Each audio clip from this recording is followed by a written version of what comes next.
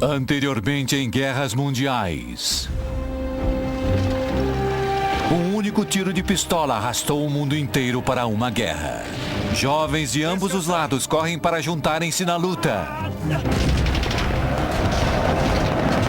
O comandante francês Charles de Gaulle conduz missões mortais no território de ninguém. Enquanto o soldado Benito Mussolini se torna um experiente franco-atirador. Considerem que nós podemos... Winston Churchill ordena a tremenda tragédia ocorrida em Galípoli. Isto é guerra! Depois busca se redimir na brutalidade das trincheiras de guerra. Estão vindo! O soldado Adolf Hitler escapa por pouco da morte. Camarada? Camarada. Lenin e Stalin detonam a Rússia por dentro, levando a Alemanha um passo mais perto da vitória.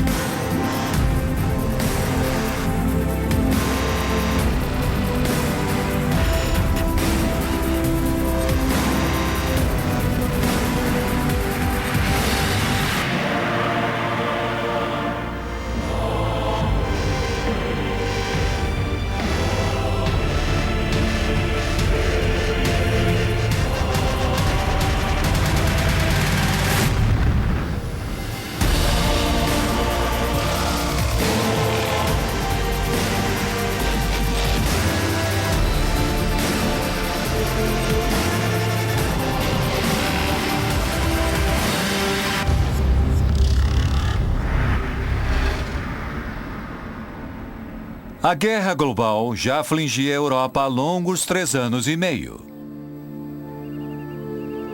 Ambos os lados, aliados e alemães, estavam exaustos, atolados nas trincheiras do norte da França. As coisas ficaram feias na Primeira Guerra Mundial.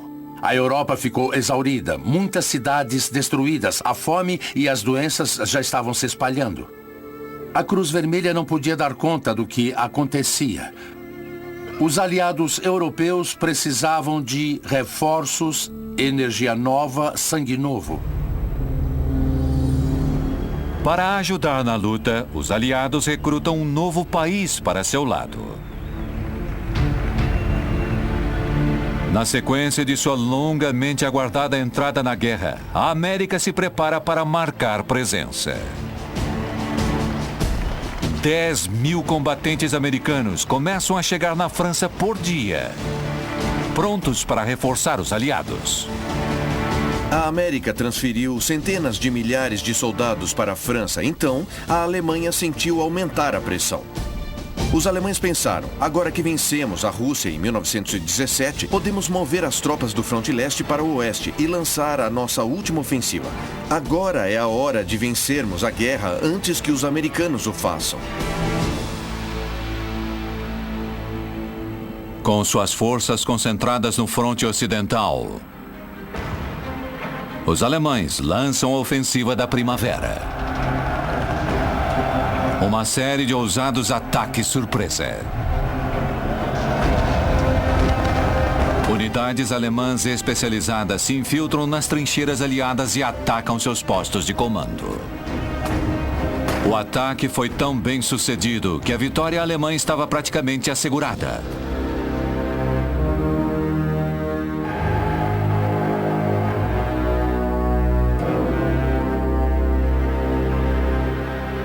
Mas as linhas de suprimento das potências centrais estavam muito estiradas e não tinham tanques para manter o terreno. Visando Paris, os alemães atacam Marne.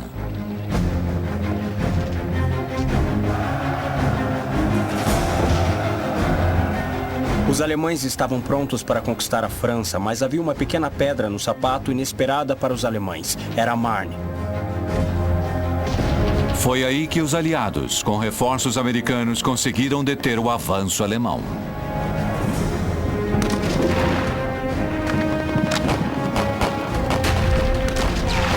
Os franceses contra-atacam e conquistam Marne. 2 dias depois, os aliados atacam Amiens, vencendo novamente.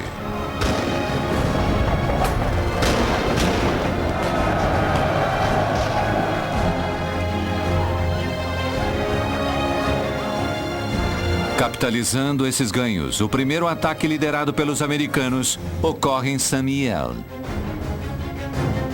O grande objetivo desses ataques era forçar as potências do centro a saírem da França. Os americanos trouxeram consigo exatamente a arma que faltava aos alemães. Um batalhão de tanques leves feitos na França, sob o comando do coronel George S. Patton. Avançamos quando amanhecer. Patton testa sua nova estratégia. Ele adota um novo tipo de armamento, o tanque. Então, foi uma batalha importante para ele, para provar que os tanques eram valiosos no campo de batalha e assim estabelecer-se como um importante líder militar.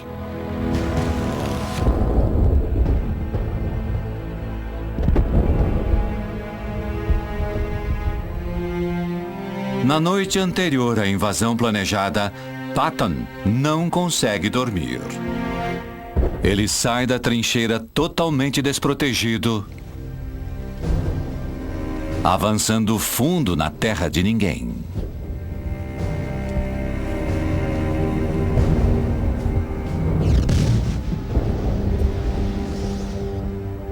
É o lugar mais perigoso do mundo.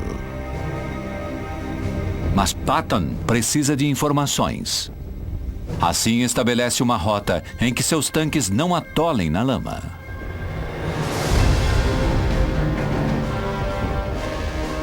Ao se olhar para alguém como George Patton, que usa bem a informação, vemos que o melhor que ele fez foi transformar a informação em ação bem rapidamente. A tendência de George Patton era para a ação, porque era agressivo e foi muito efetivo nisso.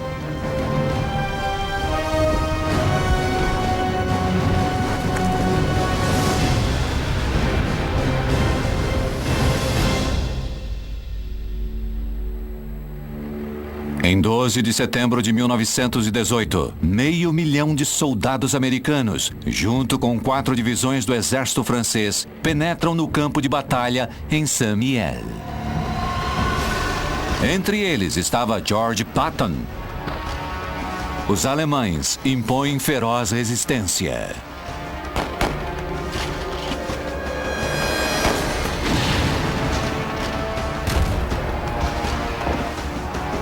Mas as informações levantadas por Patton valem a pena. E sua brigada de tanques começa a romper a linha alemã.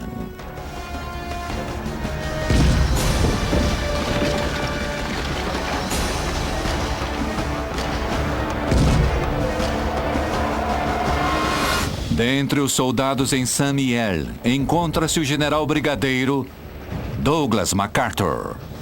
Soldado, avance ao flanco esquerdo, agora! Sim, senhor. General, a companhia italiana está avançando. Se posicione no morro. Sim, senhor. Avancem, avancem agora! Tenente George S. Patton, 1ª Brigada de Tanques. General Brigadeiro Douglas MacArthur, 42ª Infantaria. General, pedem sua presença. Muito bem, rapazes. Vamos! Patton e MacArthur estavam em Saint-Mihiel e encontram-se no campo pela primeira vez.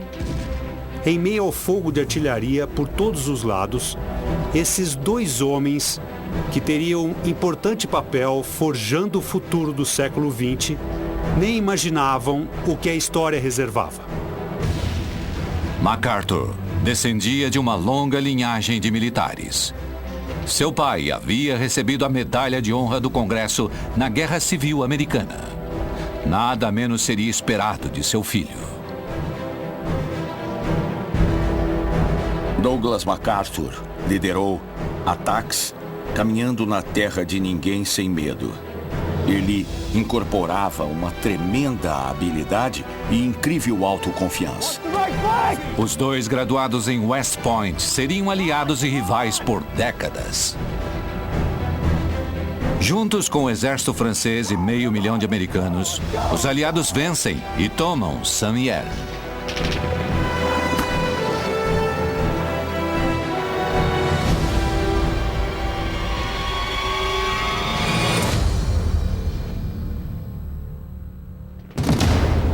380 quilômetros dali. Anos de luta nas trincheiras transformaram Adolf Hitler de um solitário sem objetivo em um soldado endurecido. A ideologia de Hitler cria raízes nas linhas de frente. Ele começa a acreditar na superioridade alemã, certo de que suportaria tudo que os aliados atirassem contra eles. Gás! Gás! Depressa!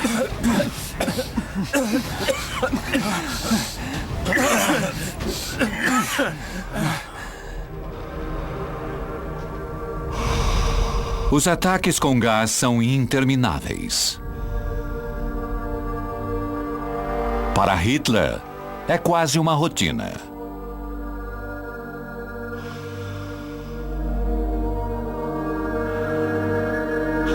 Mas dessa vez, foi diferente.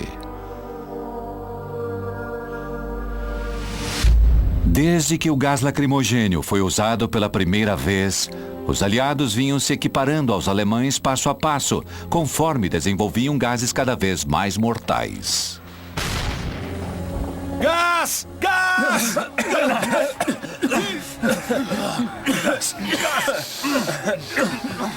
A última arma que ambos os lados agora possuem é o gás mostarda. Permanece nas trincheiras por dias e ataca o sistema respiratório e a pele. O gás mostarda afeta o sistema nervoso central, cria bolhas de coloração mostarda na pele. Cega as pessoas, descama as membranas mucosas e é incrivelmente doloroso e debilitante. E como é inodoro, quando se percebe que foi inalado e penetrou na pele, já é tarde.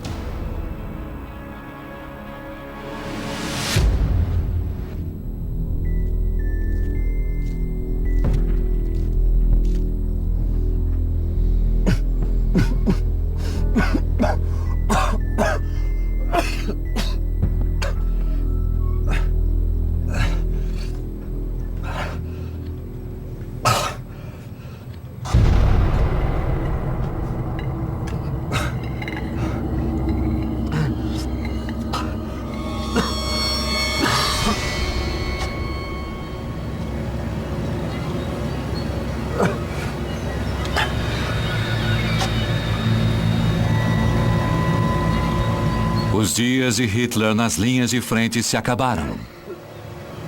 Mas para ele, a guerra apenas começou.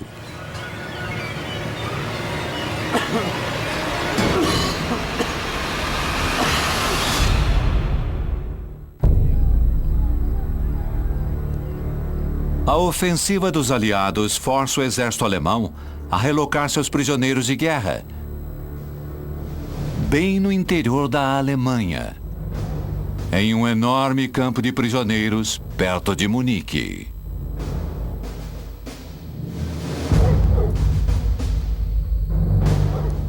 Entre os prisioneiros encontra-se um comandante francês, capturado ao sair de licença de seu batalhão posicionado em Verdun. Era o capitão Charles de Gaulle. Esta foi uma informação contada pelo próprio de Gaulle. Ele e seus homens se viram cercados, só que ele desejava escapar com seus homens.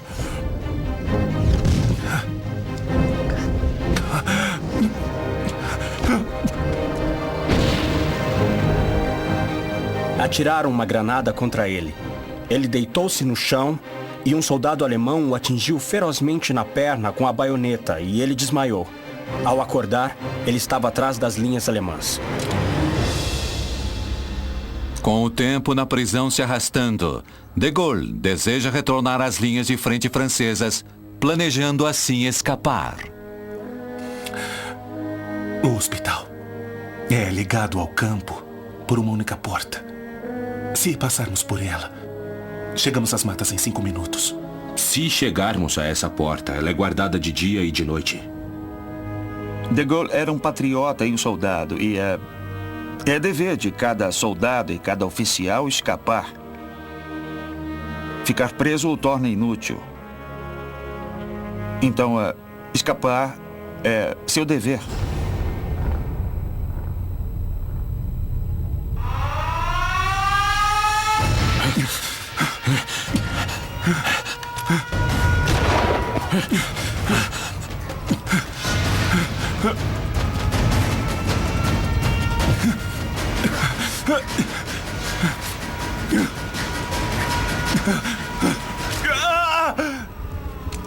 Depois de diversas tentativas de fugas frustradas, De Gaulle é colocado em confinamento solitário.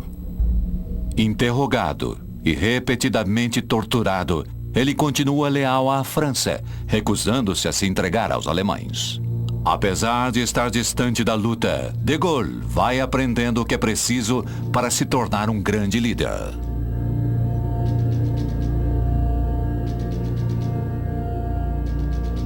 Eu passei quase 3 anos em confinamento solitário e dar batidas na parede era o modo primário que tínhamos de nos comunicar. Aprendemos que juntos podemos conseguir resistir ao inimigo. Isto também me ensinou a dar o devido valor. Não só à liberdade, mas de servir a uma causa maior que o nosso próprio interesse.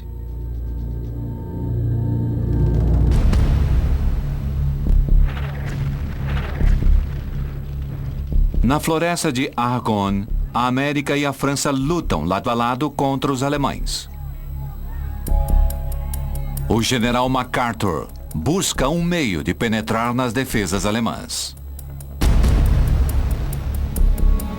De vez em quando, alguém cruza a constelação de líderes militares parecendo como uma estrela cadente. E Douglas MacArthur fez isso.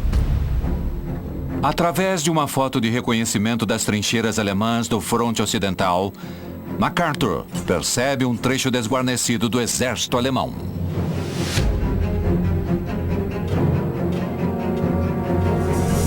Informações são essenciais e quanto mais tem, melhor. Mas no final das contas, são os seus instintos que prevalecem. MacArthur está determinado a romper a linha e confinar os alemães em suas trincheiras.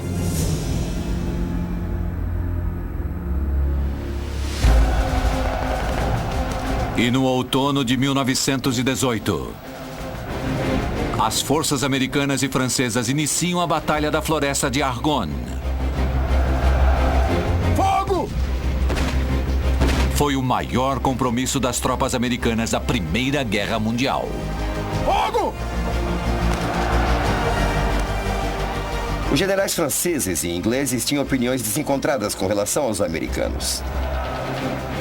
Por um lado, apreciavam ver mais forças, mas é claro que eles sabiam muito mais como lutar naquela guerra do que os americanos novatos. Vamos! Ataquem! O alto número de baixas crescia em ambos os lados. As duras batalhas eram parte de uma campanha muito maior em todo o fronte ocidental. Elaborada para forçar uma completa retirada alemã, que posteriormente passou a ser conhecida como a Ofensiva dos 100 Dias. Mexam-se! Depressa! Estão chegando! Todas as nações aliadas se uniram, Avancem! formando a maior força de luta que o mundo já vira.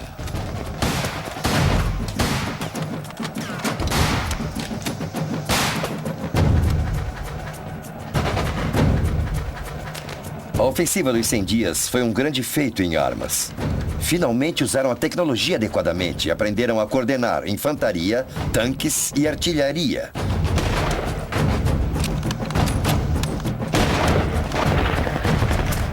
A euforia, o entusiasmo. Muitos dos que saíam de fronteiras para atacar esperavam morrer, mas acabaram vivos. Mexam-se! Depressa! Vamos! Vamos! Vamos! Ataquem! Vamos! Depressa! Vamos! Depois de meses lutando, os aliados finalmente conseguem, forçando o poderoso exército alemão a se retirar.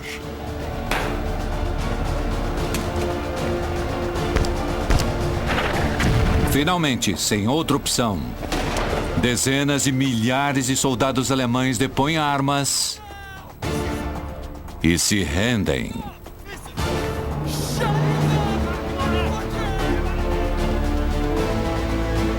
Se você tem um grande evento a enfrentar, um grande líder precisa da inteligência para saber o que precisa ser feito. E é preciso a resistência física e mental para efetivamente seguir adiante, quase sempre contra grandes contrariedades. Após 4 anos de luta contínua e mais de 37 milhões de mortes, ambos os lados concordaram com um cessar-fogo. Os alemães assinaram um armistício, a efetiva rendição a bordo de um vagão de trem francês no norte da França. Quando o mundo é abalado e se rearranja como ocorre depois de grandes eventos como o final de uma guerra, existe toda uma mescla de emoções diferentes. A primeira é a euforia que faz parte de um evento que está mudando o mundo. E nunca há tempo para se olhar para trás. Há sempre que se olhar para frente. Paz. Enquanto o fim da guerra é aclamado e celebrado em quase toda parte, a rendição inesperada dos alemães leva o país ao caos. Muitos se recusam a aceitar a derrota. A população alemã ficou surpresa. De repente, a guerra havia terminado e eles haviam perdido, e isto era impensável, era incompreensível. Assim, o povo alemão não aceitava a derrota. Revolução varre toda a Alemanha. A Alemanha entra em um momento de animação suspensa. Foi um enorme colapso. Foi o colapso total. Enquanto a maior parte do mundo dá boas-vindas à paz, alguns, bem no coração da Alemanha, recusam-se a aceitar a derrota. Hitler foi ferido em um ataque com gás bem no final da guerra. Então foi hospitalizado e ficou temporariamente cego. Foi Deus quem enviou esta guerra contra os exércitos ocidentais.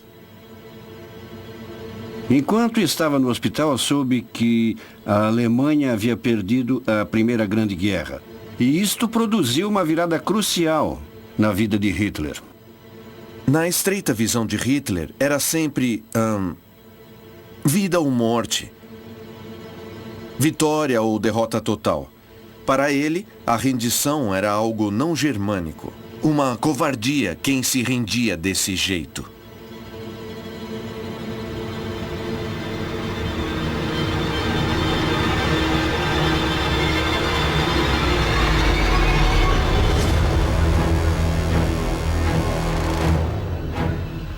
Hitler tomou a rendição como algo pessoal. Um golpe destrutivo e pessoal em si mesmo. Ele também assumiu isso como uma missão. A missão de vida. Para conseguir se vingar e retificar a rendição.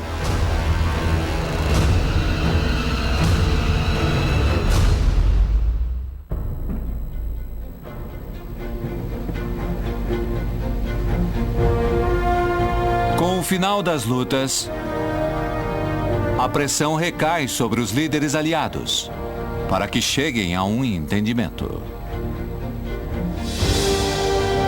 evitando que a guerra irrompa novamente. Os líderes mundiais convergem então para a França para negociar os termos de paz. Paris, França, janeiro de 1919. Os líderes reúnem-se em Paris, mas um país não foi convidado à mesa: a Alemanha. Senhores, por favor, sentem-se. Com licença. Vamos começar considerando os pontos importantes, antes de discutirmos qualquer ideia que seja individual. Cada país tinha a sua própria agenda. A França, temerosa de um futuro ataque, quer a derrota total da Alemanha com reparações incapacitantes. A Inglaterra quer um tom mais suave com a Alemanha, para que possa agir como intermediária com a Rússia comunista. Eu não acredito nisso. Pois não. Eu preciso que todas as nações se juntem em uma frente única e preciso de sua ajuda. A Itália quer os territórios prometidos ao se juntar aos aliados. O Japão também quer territórios. Mas o mais importante, quer uma cláusula de igualdade que lhe assegure posição de igualdade no cenário mundial. Com licença. O presidente Wilson também tem sua agenda. Qual era a ideia de Wilson? Se não quiserem ver novamente este grande show de horrores, será melhor criar um sistema internacional que resfrie países como a Alemanha de fazerem coisas terríveis que levem a uma grande guerra. Wilson chega com um plano de paz de 14 pontos. A peça-chave para a criação da Liga das Nações. Um corpo governativo internacional que manteria a paz mundial. Eu penso que ainda seja possível. Senhor presidente, eu vou lhe conceder o meu maior apoio. Quando Wilson apresentou os 14 pontos, Clemenceau fez a famosa observação. Até o próprio Deus apresentou só 10. Essa crença de Wilson de que os Estados Unidos e suas ambições eram de alguma forma mais elevadas e morais que as de quaisquer outros, ficou entalada nas gargantas deles.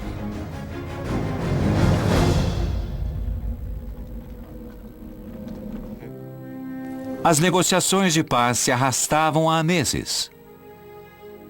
Um acordo entre os vencedores parecia possível, mas Wilson de repente fica muito doente, forçando-o a deixar o país. Os médicos logo descobrem que ele fora acometido com a gripe espanhola. Uma pandemia mortal que já havia matado mais de 50 milhões de pessoas no mundo todo. Gripe espanhola aumenta em todo o país. Sem Wilson, as negociações logo deterioraram.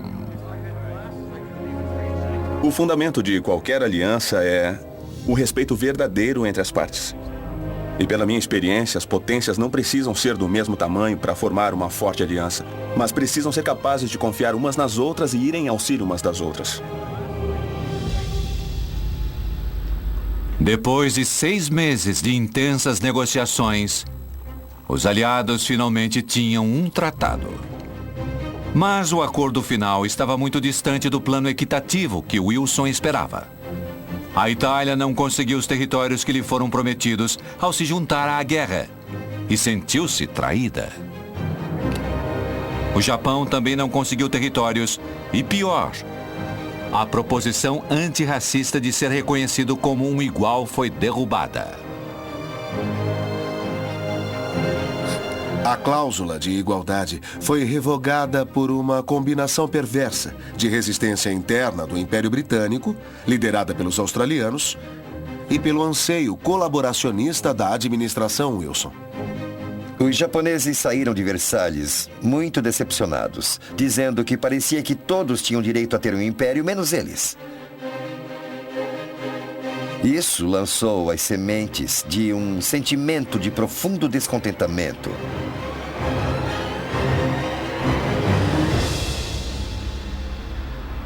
A Europa finalmente tinha a paz.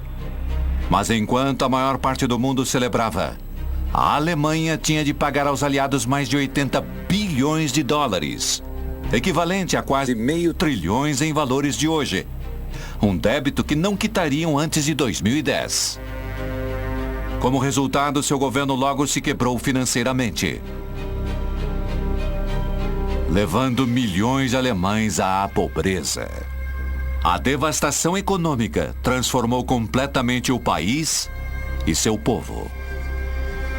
A Alemanha imediatamente se viu lutando com a questão da sobrevivência. Para os alemães comuns, a guerra não terminou em novembro de 1918. Para os alemães comuns, a batalha pela sobrevivência, a luta diária por comida, o esforço para conseguir calçados e roupas se estendeu pelos anos 20. Com o ódio e a fome se espalhando, crescem as tensões por todo o país. A Alemanha se encontrava à beira da guerra civil. A direita e a esquerda lutam entre si nas ruas. Grupos paramilitares se opõem. A Alemanha, então, torna-se uma nação dividida.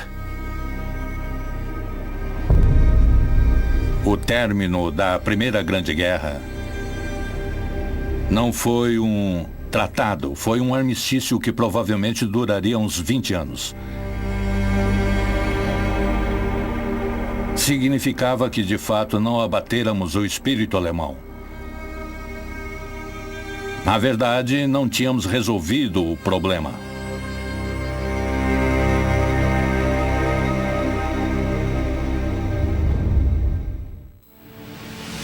Alemanha. Na Alemanha, o sentimento perceptível era de perda, depressão, desunião. Eu creio que as pessoas se preocupavam com a situação. Aumentando a intranquilidade do país, os milhares de soldados que retornam ficam perambulando pelas ruas das cidades como em Munique. Seu futuro é incerto. E dentre eles estava Adolf Hitler.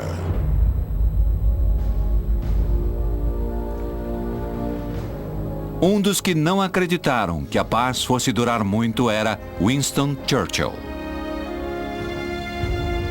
Tendo voltado das linhas de frente para Londres, ele se empenha em reconstruir sua carreira política e consegue por estreita margem reaver seu assento no parlamento.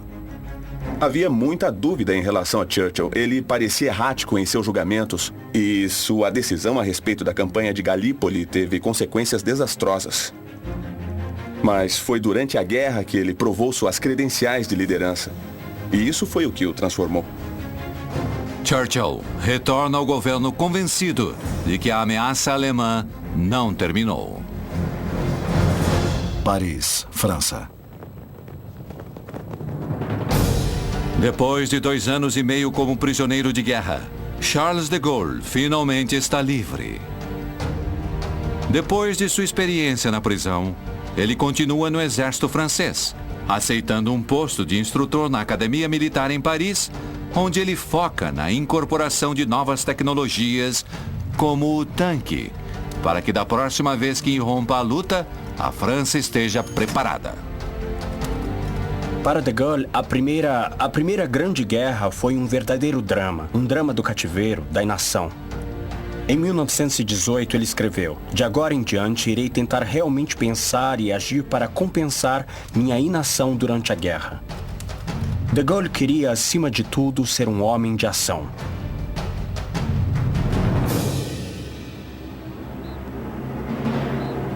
Depois de liderar suas tropas para a vitória na França, o general brigadeiro Douglas MacArthur recebe um dos mais prestigiados postos nas Forças Armadas. Vai se atrasar novamente? Não, senhor! Superintendente da Academia Militar de West Point, onde imediatamente começa a preparar os soldados americanos para combate, caso a paz venha a falhar. A 380 quilômetros dali, em sua academia de tanques em Camp Meade, Maryland, o coronel George S. Patton também está treinando a próxima geração de soldados americanos. Apontar! E como MacArthur, ele aposta que o cessar-fogo não vai durar. Fogo! Fogo! Fogo! Na Itália, um homem enxerga o fim da luta como uma oportunidade. Benito Mussolini, ao ser ferido por um morteiro, retorna ao seu trabalho como editor de um poderoso jornal. Mas o país pelo qual lutou para proteger está agora em declínio. A Itália saiu da guerra como vencedora, mas não recebeu os territórios que esperava ganhar. Isto criou um sentimento de ultraje entre os italianos nacionalistas, um sentimento de quase derrota, apesar de estarem do lado vencedor. Mussolini usa seu jornal para difundir sua visão de uma nova Itália, que sob uma forte liderança poderia retomar a glória do Império Romano. Ele acredita que poderia ser esse líder, o homem que restauraria a grandeza da Itália. Logo, ele leva sua visão antigovernista a um novo meio, o rádio, transmitindo sua mensagem radical, nacionalista e autoritária para milhões. Nós entramos efetivamente em guerra desde que levantamos a bandeira de nossa revolução, que foi então defendida por um pequeno grupo de homens contra os maçônicos, democratas e capitalistas do mundo. Mussolini era um homem de palavras fortes. Ele gostava da ideia de derrubar as instituições existentes e favorecia o uso da violência para conseguir isso. Para tornar realidade sua visão, Mussolini forma um bando de truculentos soldados chamados de Camisas Negras, que aterrorizam seus oponentes políticos e iniciam os preparativos para uma revolução armada. Em questão de meses, Mussolini lança um movimento que irá influenciar Hitler e mudar o destino da Itália. Ainda cambaleante com a rendição alemã, Adolf Hitler retorna a Munique, sem perspectiva de alguma carreira. Soldado Adolf Hitler. Senhor? Sente-se. Está procurando trabalho. Senhor, eu estou pronto para trabalhar. Eu entendo. Mas, infelizmente, eu não tenho nada. Nada? Não há trabalho. A guerra terminou. Tem que haver alguma coisa. Depois de tudo que eu fiz, de tudo que eu dei. Há um novo grupo político na cidade. O Partido dos Trabalhadores. Precisamos descobrir mais sobre eles. E quais as intenções? Sim, senhor. Tente não chamar a atenção.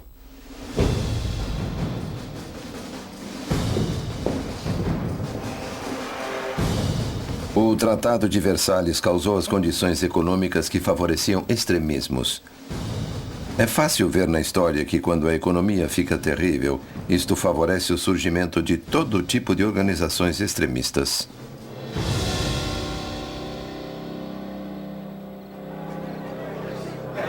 Hitler é indicado para se infiltrar no Partido dos Trabalhadores Alemães, uma das muitas organizações antigovernistas que se formaram na esteira do tratado.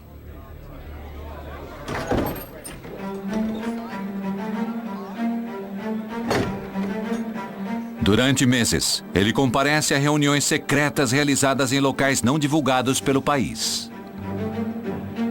Eles aviltaram nossa honra. O Tratado de Versalhes não tem meu acordo. É como se nada tivesse acontecido, como se tivéssemos sido esquecidos. Mas Hitler logo percebe que os membros do Partido dos Trabalhadores não são comunistas, e sim nacionalistas radicais, intensamente leais à terra-mãe, e muitos deles abrigam visões extremadas da superioridade germânica, visões nada diferentes que as dele mesmo. Nunca houve um esforço real para se lidar com os danos ocorridos durante a Primeira Grande Guerra. Essa falha foi o que acabou levando à ascensão de Hitler e do nazismo. A Alemanha, como um todo, está morta. Nada restou dela. Temos revoltas nas ruas. Não há mais uma Alemanha para a qual lutar. A Alemanha precisa se dividir. É apenas através disto que poderemos sobreviver. Não, senhor. Não há mais nada pelo que lutar. Não há nada pelo que lutar? Famosas últimas palavras de todos os vira-casacas da história da guerra.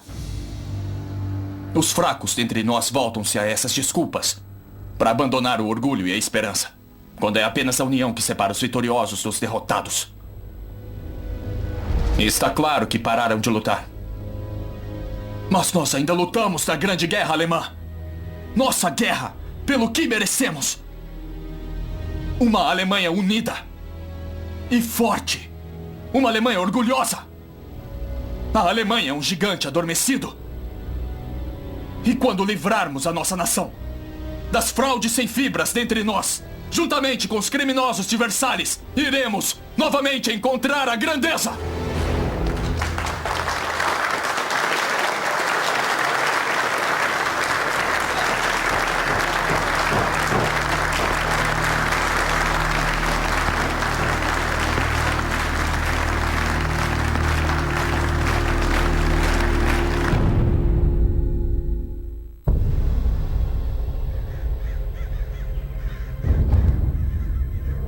Adolf Hitler deixa o exército alemão, devotando-se totalmente ao Partido Antigovernista dos Trabalhadores.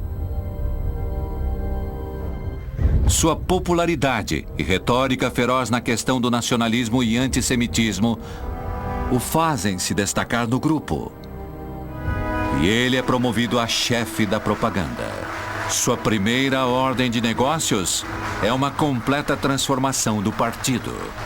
Chamaremos a nós mesmos de Partido do Nacional Socialismo! Sob a liderança de Hitler, as filiações ao Partido Nacional Socialista rapidamente se expandem, com Hitler experimentando pela primeira vez o poder real. Os judeus vigiam a nossa ascensão à glória. Há muitos relatos, desde muito cedo, sobre o carisma de Hitler como orador. E ele gradualmente foi percebendo que era, de fato, um poderoso orador, bem mais poderoso que qualquer um ao seu redor, e começa a usar isso como trunfo. E para manter todos os alemães sob sua atração, Hitler precisa de uma imagem forte que incendeie as mentes de milhões. Hoje em dia chamamos isso de um logotipo. Foi desenhado pessoalmente por Hitler e ele pode ter colocado parte de seus impulsos artísticos nisso. A parte essencial disso remonta à Índia, mas foi adotada como símbolo do racismo e antissemitismo, combinado ao fundo vermelho do socialismo e tendo vermelho, branco e preto, remetendo ao velho Kaiser.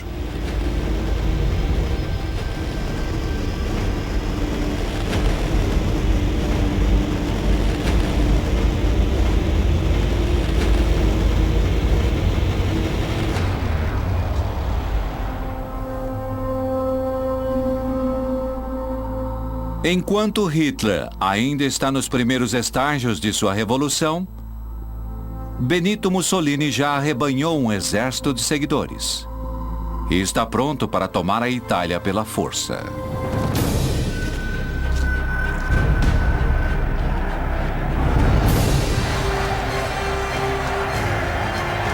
Durante 7 dias em 1922, em uma demonstração maciça de popularidade, Mussolini orquestra a marcha de 30 mil camisas negras em Roma. Com o povo atrás de si, Mussolini e os camisas negras invadem o Palácio Real, forçando o rei da Itália a entregar o controle do governo. Mussolini assume o poder na Itália em 1922. Sua bem-sucedida marcha sobre Roma foi facilitada pelo processo de expansão do ego e adulação das pessoas ao redor de Mussolini e, finalmente, da maioria da opinião pública do país. Este é um processo perigoso. Em poucos meses, Mussolini se transforma de editor de jornal no homem mais poderoso da Itália.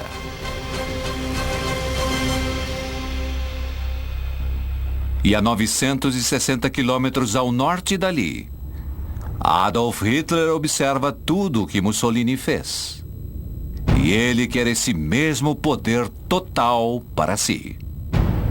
Então, ele forma seu próprio exército. Desde cedo, Hitler parece ter se impressionado muito com Mussolini e sua marcha sobre Roma.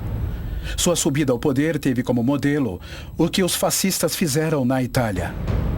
A 8 de novembro de 1923, Hitler lidera os nazistas rumo ao Hall da Cerveja em Munique, onde os principais membros do governo se reuniam.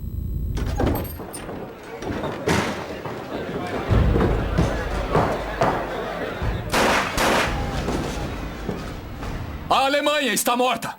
E vocês conspiraram para matá-la! A esmagaram com sua incompetência! A sangraram com sua corrupção. Vocês a profanaram ao controlá-la com gente degenerada. Já chega! A revolução começou!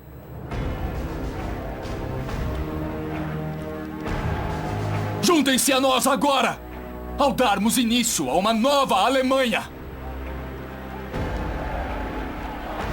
Ao observá-lo, a gente pensa como Adolf Hitler conseguiu que tantos o seguissem. Eu creio que foi em parte porque ele conseguia persuadir muitos de que aquilo era a coisa certa a fazer, e em parte porque as pessoas eram intimidadas por ele.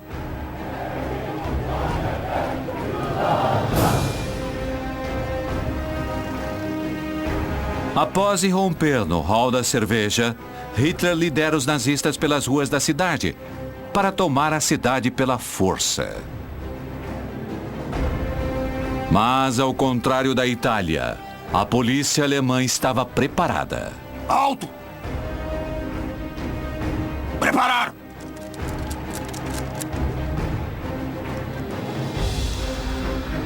Apontar! Juntem-se a nós!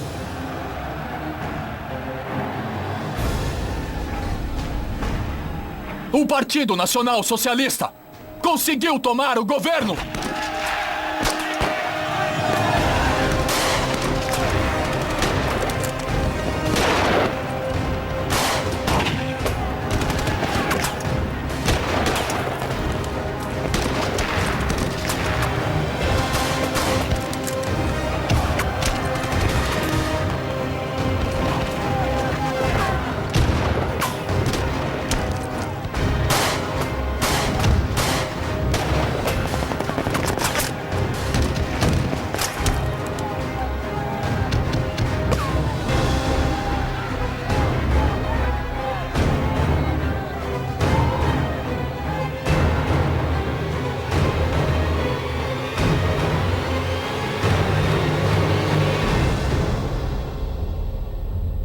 Diferente de Mussolini, a tentativa de Hitler de assumir o poder falha.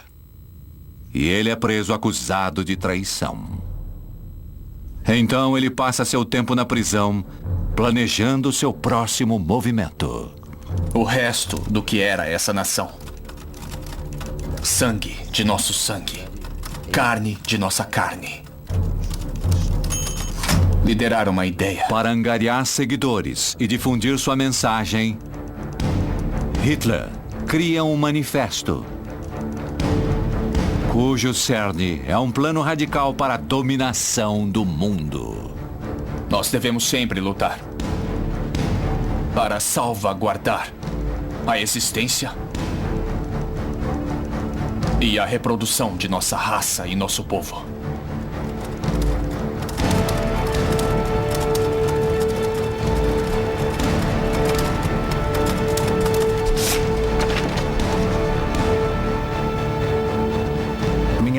Mein Kampf, Adolf Hitler.